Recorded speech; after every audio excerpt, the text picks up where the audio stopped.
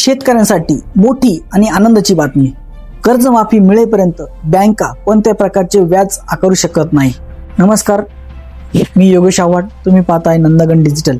1 जुलै 2026 रोजी एक नवीन शासन आदेश जारी केला आहे. त्यानुसार पुण्यश्लोक अहिल्यादेवी होळकर शेतकरी कर्जमुक्ती योजना 2026 अंतर्गत पात्र शेतकऱ्यांच्या कर्जावर 1 एप्रिल 2026 पासून ते कर्जमाफी मिळेपर्यंत कोणत्याही प्रकारचे अतिरिक्त व्याज आकारू नये अशा सर्व जिल्हा मध्यवर्ती बँका आणि विविध कार्यकारी सहकारी सोसायटी यांना आदेश जारी करण्यात आला आहे. योजनेत 2 लाख रुपयापर्यंतचे कर्जमाफी, OTS म्हणजे वन टाइम सेटलमेंटचा लाभ आणि नियमित कर्ज परतफेड करणाऱ्या शेतकऱ्यांना प्रोत्साहनपर लाभ.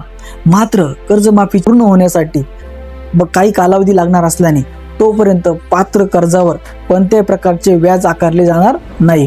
अशाच शेतीविषयक आणि सरकारी योजनेच्या अपडेटसाठी तुमच्या नंदगण डिजिटलला सबस्क्राईब करा. हा व्हिडिओला लाईक करा.